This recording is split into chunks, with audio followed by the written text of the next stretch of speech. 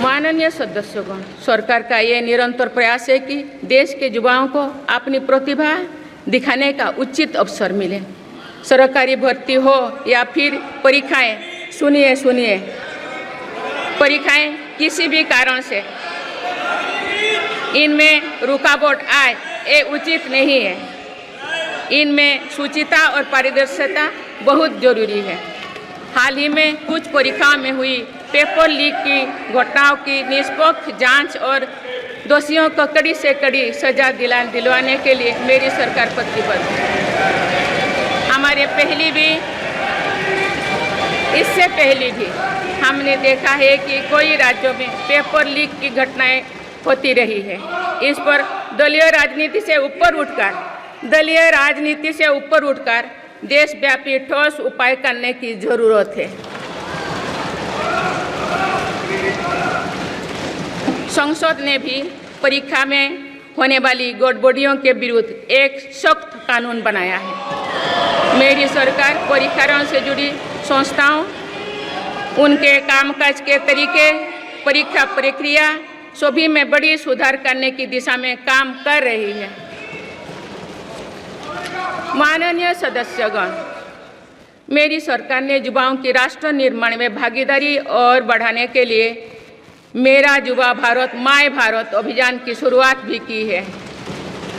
इसमें अब तक 1.5 करोड़ से अधिक युवाओं का पंजीकरण हो चुका है। इस पहल से युवाओं में नेतृत्व कौशल और सेवा भावना का बीजारोपण होगा। आज हमारे युवाओं को खेलों में भी आगे बढ़ने के नए अवसर मिल रहे हैं। मेरी सरकार के प्रभावी प्रयासों का परिणाम है कि भारत के युवा खिलाड़ी वैश्विक मंचों पर रिकॉर्ड संख्या में मेडल्स जीत रहे हैं। कुछ ही दिनों बाद पेरिस ओलंपिक्स में भी शुरू होने वाले जा रहे हैं। ओलंपिक्स में देश का प्रतिनिधित्व करने वाले हर खिलाड़ी पर हमें गर्व है। मैं उन्हें अपनी शुभकामनाएं देती हूँ। इन उपलब्धियों को और आगे ले जाने के लिए भारतीय ओलंपिक संघ 2036 ओलंपिक्स खेलों की मेजबानी की तैयारी भी कर रही है।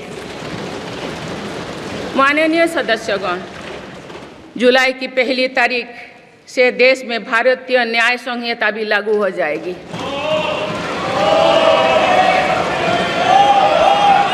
अंग्रेजी राज में गुलामों को दौड़ देने की मानसिकता थी। दुर्भाग्य से आज़ादी के अनेक दशकों तक गुलामी के दौर की यही दंड व्यवस्था चलती रही।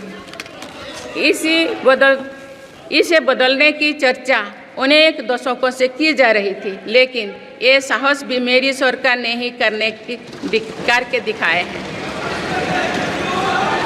अब दंड के जगह न्याय को प्राथमिकता होगी, जो हमारे संविधान की भी भावना है। इन नई कानूनों से न्याय प्रक्रिया में तेजी आएगी। आज जो विदेश अलग अलग क्षेत्रों में गुलामी की मानसिकता से मुक्त पा रहे हैं, तो ये उस दिशा में बहुत बड़ा कदम है और ये हमारे स्वतंत्रता सेनानियों की सच्ची श्रद्धांजलि भी है। मेरा सरकार ने सीएए कानून के तहत शरणार्थियों को नागरिकता देना शुरू कर दिया है। इससे बंटवारे से पीड़ित अनेक परिवारों के लिए सम्मान का जीवन जीना तय हुआ है। जिन परिवारों को सीएए के तहत नागरिकता मिली है, मैं उनके बेहतर भविष्य की कामना करती हूँ।